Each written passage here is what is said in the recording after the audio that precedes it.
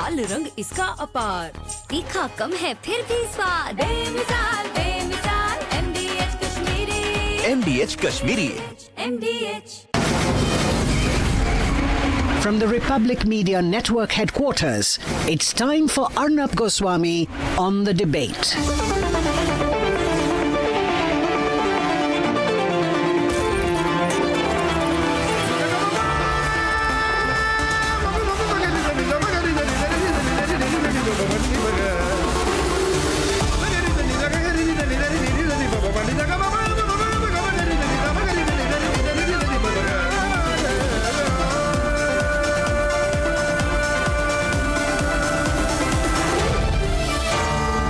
Arnab Goswami on the debate.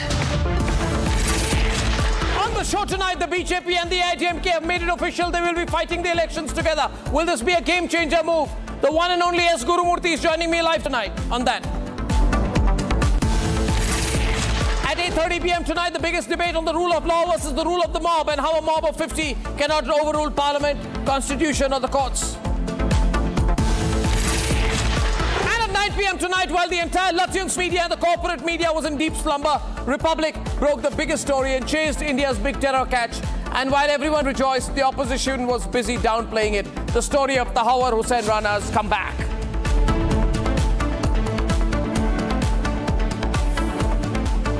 And ladies and gentlemen, the big story tonight is that the BJP and the AIADMK have reunited for the Tamil Nadu elections. And Palaniswamy of the AIADMK is going to be leading the alliance. What this signifies is that the BJP is getting very practical about coalition politics. The NDA is going to be a big, super big tent of like-minded parties working together in national interest. The AIADMK has become practical and realized it needs to pitch on to the BJP's tent. The BJP has become practical and realized it needs to take the AIADMK together. And I can tell you the DMK is going to be really shaken with this. This could be the game changer. Ladies and gentlemen, two big elections are coming up, Bengal and Tamil Nadu. And if the BJP wins even one out of the two, the national politics will change. If it can win two of the two, then it's going to be a clean sweep for a very, very, very, very long time in national politics. But can this make a real difference? Let me take you through the numbers. In the 2021 assembly elections, DMK got 38%, 133 out of 234 seats, which means the DMK was strong, but not as strong as the Lutyens media would like to make it out to be. Lutyens media, wake up, stop lying to the people of India. The AIADMK got 33.5%, only 4.5% behind the DMK, so not weak at all. And if the BJP and the DMK come together, ladies and gentlemen, then it can be a very good alternative in Tamil Nadu. The bottom line is this: they've got a really strong chance at winning Tamil Nadu. All this anti-Hindu talk of the DMK, supported and sponsored by Rahul Gandhi, could just come crashing down. Ladies and gentlemen, Tamil Nadu politics could change. And the only person I trust completely with all my heart for an understanding of Tamil Nadu politics and for his deep strategic vision on national politics is Mr. Gurumurthy. And he's going to be joining us in some time. In case he's lined up, I'd like to show him on the screen once before I go into the news report of the day. Ladies and gentlemen, we are fortunate to have S. Gurumurthy joining us for an analysis of Tamil Nadu. I love Mr. Gurumurthy. I consider him my mentor. He's a brave man, fought all the years, understands politics. And what I like about him is that he's got no stake in it. He's outside politics, but nobody understands it better. So we're going to be talking to him, but here's a quick news report first about the big political move in Chennai today. ये चुनाव राष्ट्रीय स्तर पर नरेंद्र मोदी जी के नेतृत्व में और राज्य स्तर पर AIADMK के नेता एड़ापाडी जी के नेतृत्व में लड़ा जाएगा. It is official. The announcement has been made. AIADMK और भारतीय जनता पार्टी के नेताओं ने मिलकर तय किया है कि आने वाला तमिलनाडु विधानसभा चुनाव AIADMK, भारतीय जनता पार्टी और सभी साथी दल मिलकर NDA के नाते लड़ेंगे. मुझे पूरा विश्वास है कि आने वाले दिनों में जो चुनाव होने वाला है वो जनरल इलेक्शन में एनडीए प्रचंड बहुमत हासिल करेगा और तमिलनाडु में फिर से एक बार एनडीए की सरकार बनेगी। Union Home Minister Amit Shah has confirmed that the AIADMK and BJP will contest the 2026 Tamil Nadu Assembly elections as a part of the NDA alliance. On stage with him was AIADMK General Secretary Edappadi K. Palaniswamy and former State BJP President K. Annamalai. Amit Shah also clarified that there were no pre-alliance conditions between the two parties and that the BJP would have no say in the AIADMK's internal matters. AIADMK का कोई condition नहीं है, कोई demand नहीं। The alliance announcement comes on the same day that Nenar Nagendran was appointed as the new BJP state president in Tamil Nadu, replacing K. Annamalai. सच बात नहीं, आज भी Annamalai state president. Hitting out at the Chief Minister M.K. Stalin and the DMK government, Amit Shah accused them of corruption and neglecting Tamil interests. Tamil Nadu का चुनाव आने वाले दिनों में डीएमके सरकार के घनघोर करप्शन, लॉ एंड ऑर्डर का इश्यू, दलितों पर अत्याचार और महिलाओं पर अत्याचार के आधार पर तमिलनाडु की जनता वोट करने जा रही है। देखिए, नीट का इश्यू भी ये लोग ध्यान भटकाने के लिए खड़ा कर रहे हैं और डिलिमिटेशन का इश्यू भी ये लोग ध्यान भटकाने के लिए खड़ा कर रहे हैं। Anti-Hindu DMK, who has now been cornered, is seeking Hindu vote consolidation. DMK is the only party which had worked for the welfare of the Hindus, 90% of the Hindus who belong to backward classes and scheduled castes. So those people are with us, and we feel that those people will support us. With the BJP trying to gain inroads in the state dominated by Dravidian politics, will the alliance give the NDA an edge in the Tamil Nadu elections?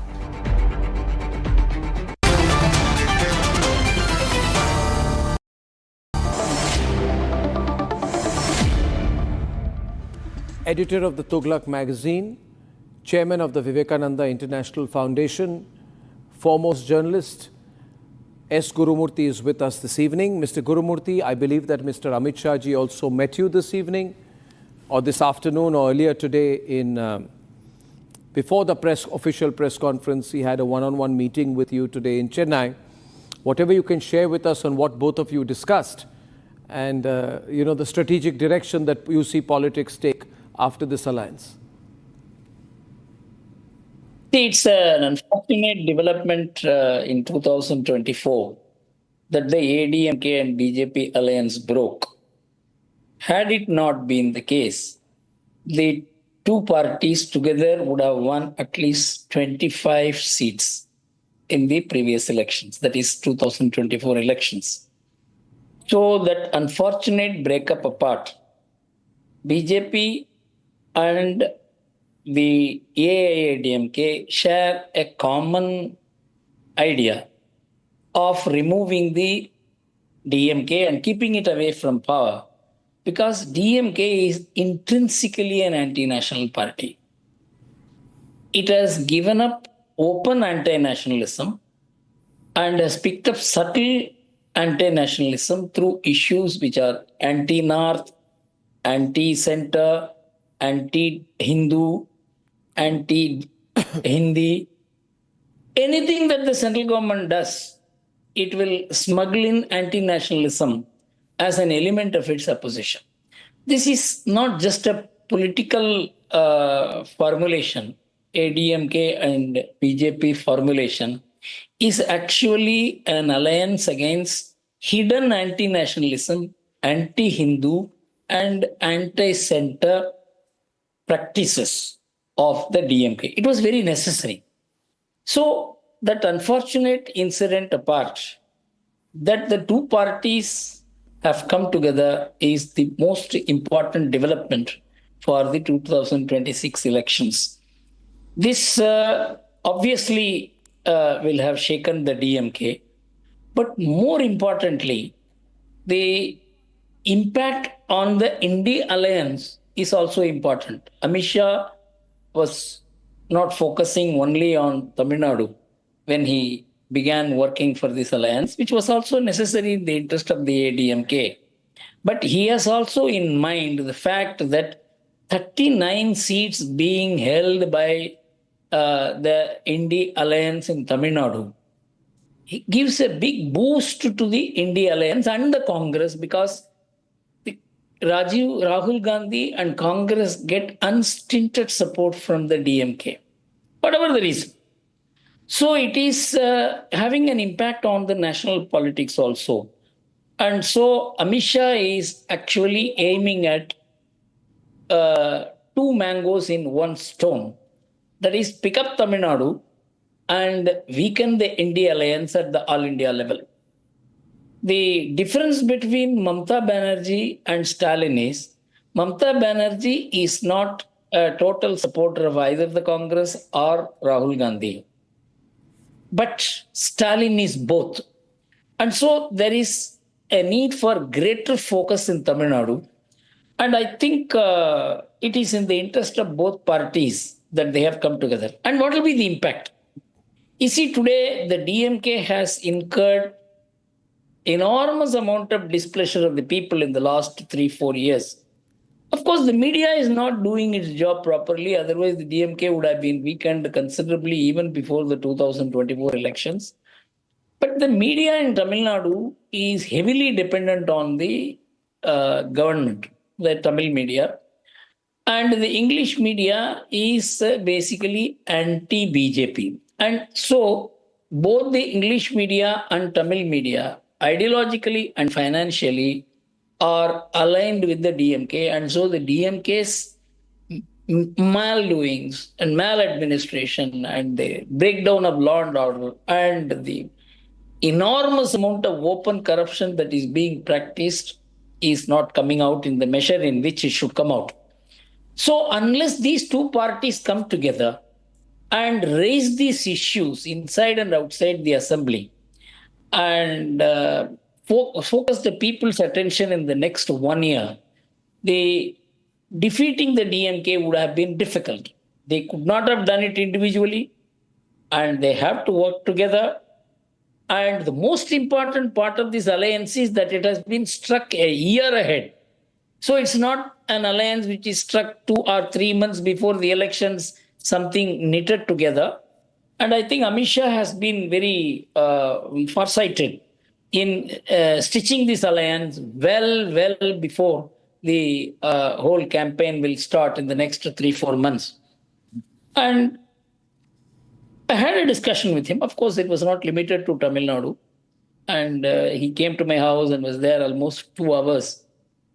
It was not limited to only politics. We had other discussions also. But on Tamil Nadu, his ideas were very clear. DMK has to be removed in the larger national interest.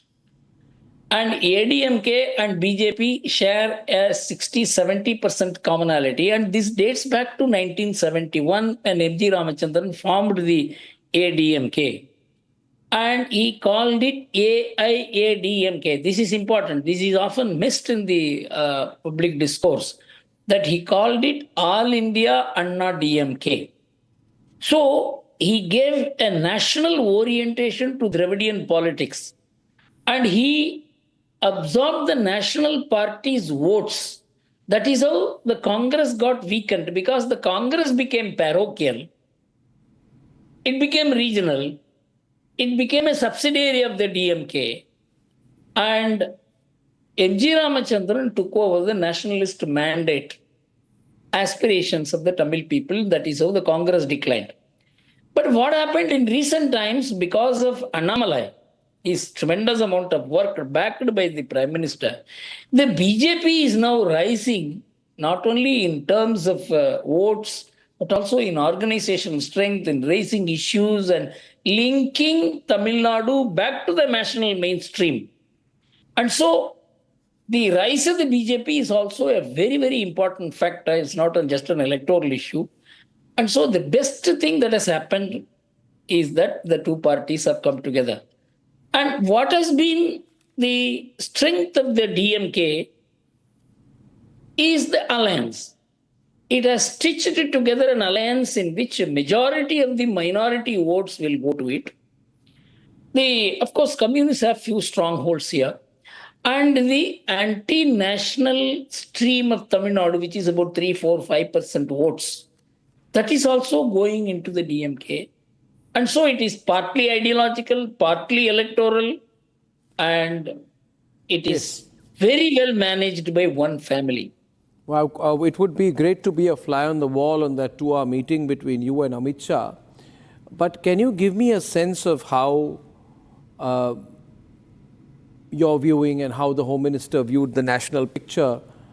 And one more question I'd like to add to that. First, your sense of how the Home Minister is viewing the national political picture, as much as you can share. Also, 4 crucial Rajya Sabha seats come along with this ADMK's entry. So many people think that the BJP's gradual but very determined consolidation in states like Tamil Nadu, an attempt after Rajiv Chandrasekhar being put in to go a little stronger in Kerala, and then bringing maybe Dilip Ghosh back, giving a bigger fight in Bengal next year, is all part of an ultimate attempt at having one nation, one poll before 2029. You see, Tamil Nadu is a very, very important component of the change. You first mentioned that in the next elections, next year, there are elections in Bengal and Tamil Nadu. Even if Tamil Nadu is won and Bengal you don't win, it's a very, very big boost to not only NDA but the nationalist forces. If Bengal also we win, it will be a paradigm shift in Indian politics. It is not just going to be limited to the impact on Rajya Sabha. It will mean not just a political or constitutional strengthening of the India, but it will also mean strengthening of the emotional bond, which has been weakened in the last 3-4 decades. What the BJP's rise is doing, it is not in just electoral terms or development, but it has to do with the underlying national consciousness, which has been weakened considerably because of the compromising attitude of the Congress. I was a congressman myself. I was in a party which was not compromising. So the compromises which the Congress got into weakened the nationalism, and what these two gentlemen are doing, the Prime Minister and the Home Minister, is not only addressing the lacuna in terms of numbers, which the constitutionalism of India needs so that we don't have a weak government at the center, but more importantly, strengthening the national consciousness. And that is very much needed in Tamil Nadu, and ADMK is very much part of it because M.G. Ramachandran breaking away from the DMK on this one ground.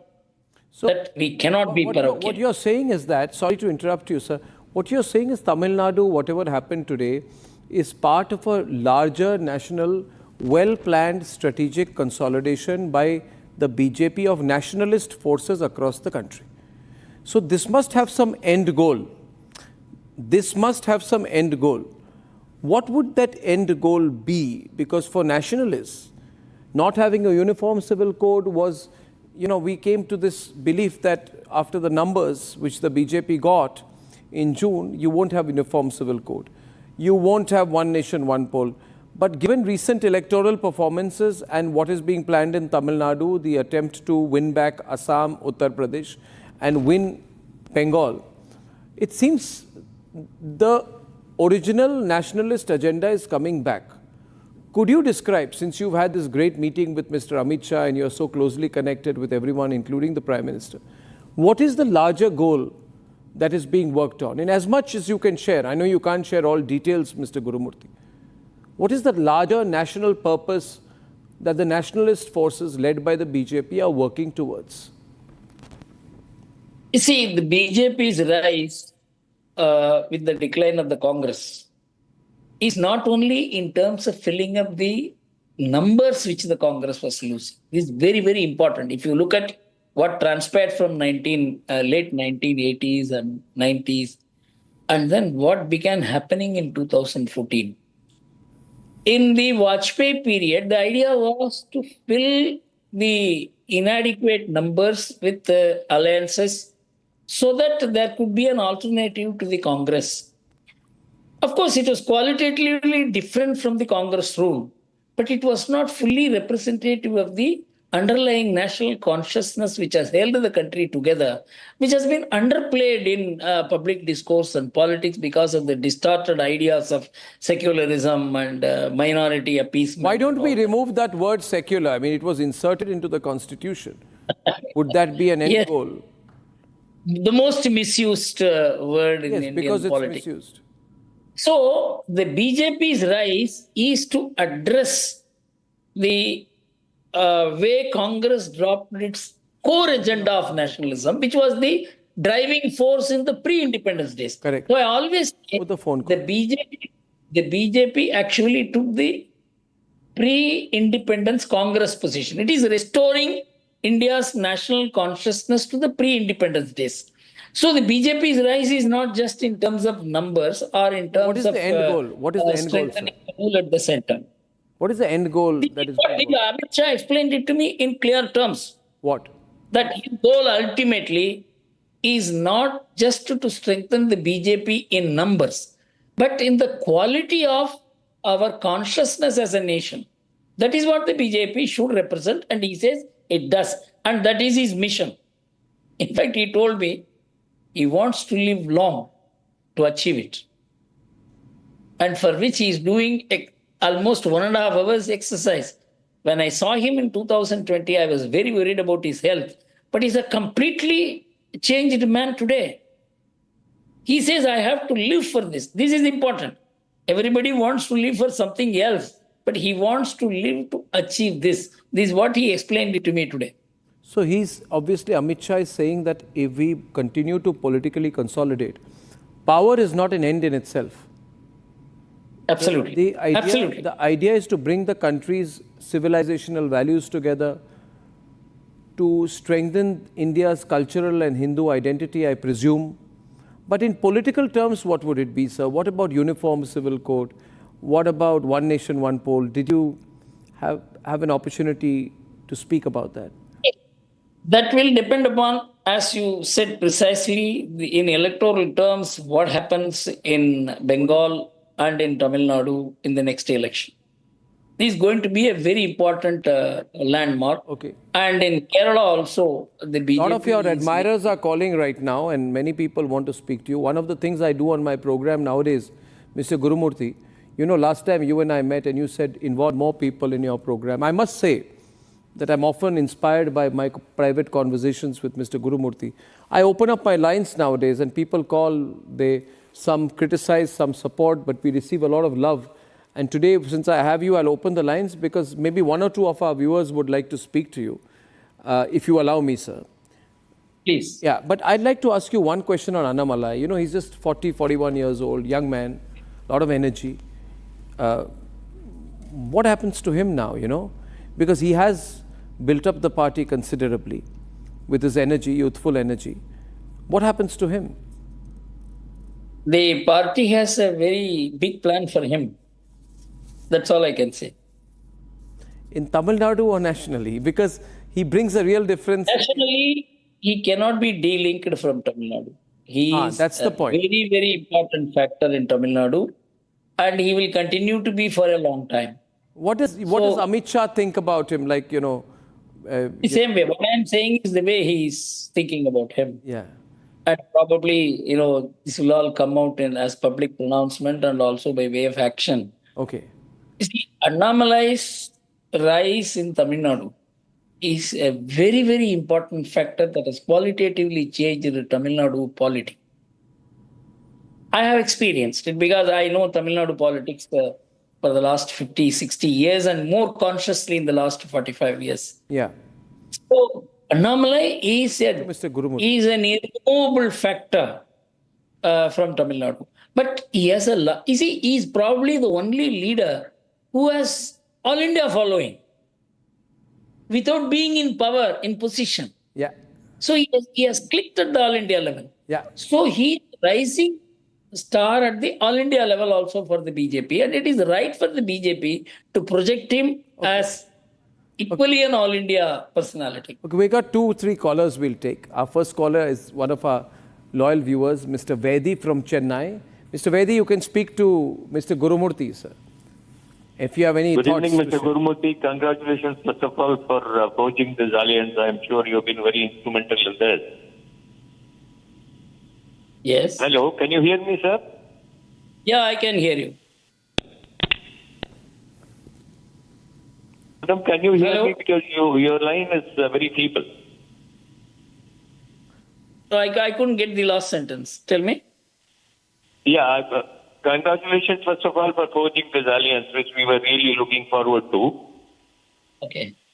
As a BJP supporter, I also want to ask you, was the interest of Annamalai cannibalized during this process is what I want to know. No. I can tell you no. You see, the BJP has not repeated the precedents anywhere in India. All BJP presidents' terms have ended. So, should they make an exception in the case of Annamalai was an issue. That's one thing. They would probably have done it if Annamalai has no role at the All India level. He has a role at the All India level. And so, probably they have taken a very balanced decision, which will align his potentiality as a national leader, an emerging national leader, with the situation in Tamil Nadu, where he will be there, but he will also be needed and be there at the All India level, which is also necessary for advancing Tamil Nadu's BJP interest. No, it's very important to have strong voices from the south of India in national politics. Yes. Very, very important. Venkatesh is calling from Madurai, sir. From Madurai, we have Mr. Venkatesh for Mr. Gurumurthy. Venkatesh ji, you can speak to Gurumurthy, sir, directly. Gurumurthy sir, namaskaram. Big fan of Modi ji and also a big fan of Arnab. I agree that DMK has to be defeated at all costs in Tamil Nadu. It's really going beyond any acceptable level in terms of an anti-national and anti-Hindu stance. At the same time, it is very interesting to see BJP tying up with AIADMK and you were one of the people who was very vocal in the Kanchi Acharya case when Jayalalitha had an innocent spiritual leader, Sri Jayendra Saraswati ji, arrested on Diwali night in Andhra Pradesh. Ridiculous case. Now, it is very interesting to see BJP tying up with them, but at the same time, I fervently hope that the current AIADMK people will redeem themselves and apologize for what that ghastly woman Jayalalitha did on Diwali night. Venkatesh ji, I can assure you, Mr. Gurumurthy has very strong views on that incident, given his own spiritual, depth, leanings and devotion. Mr. Gurumurthy, would you like to assure Mr. Venkatesh from Madurai on that? You see, you have to look at ADMK as a continuum. In 1991, Jayalalitha supported the Karseva, which is probably the greatest announcement by quote-unquote a Dravidian party of a shift towards Hindu cultural nationalism. And that movement was considered to be everything that India stood for at that time. Ram Janmabhoomi movement and Karseva. Correct. So, you must congratulate Jayalalitha for that. If you have to blame Jayalalitha for this, it is the DMK we said unless you are going to arrest Shankaracharya, they will have a huge convergence on the Kanchi Mutt. So you must understand, she's a politician. She has to manage. I opposed it. I fought it. And she tried to arrest me. That's a different thing. But to say that you have to apologize for that, then you have to congratulate her for that. Okay. Abhijit from Chennai is our last caller. You have a lot of fans all over the country, a lot of calls coming in from Chennai. Abhijit ji, can you hear me? Yes, I've been following your program. It's been great. Thank you for bringing the report live to us. Thank you, sir. Yeah, Gurumurthy sir, good evening. Gurumurthy, sir, my question to you is, sir, we have seen the 2024 elections where we saw people, while the DMK campaign, they showed their, they showed their feelings towards the rules, like what they were feeling like their promises were not fulfilled. They were sending the candidates back. But in spite of all those things, DMK went on to win all the 39 seats. What do you think that this alliance needs to do to ensure that it's not the repeat of the 2024 Lok Sabha result? You just look at the arithmetics. If you add both these parties, that is both these alliance led by the BJP and the alliance led by the AIADMK, if you add it together, then they get 25 seats. So it is not, and the dynamics of alliance is also there. That this alliance will win adds a few percentage point votes. So that this alliance will be probably the end of the BJP, DMK rule in 2026 is very clear, should be clear even to the DMK. What the DMK, how it will respond is a different thing. But this alliance means the death knell of the DMK rule in 2026. It can never go back to 2024 situation when these two parties fought against each other. Well, that's wonderful. Mr. Gurumurthy, this is very interesting. I think you'll have a lot of role. And of course, your role is not limited to Tamil Nadu. I would love to meet you next time you're in Delhi and get your insight on all the things you can't share on television. Thank you very much, Mr. Gurumurthy. It's a pleasure to talk to you and a privilege. Thank you, sir. आज दही बड़ा खाने का मन है। वाह क्या स्वाद! असली स्वाद तो MDH दही वड़ा रायता मसाले से ही आता है।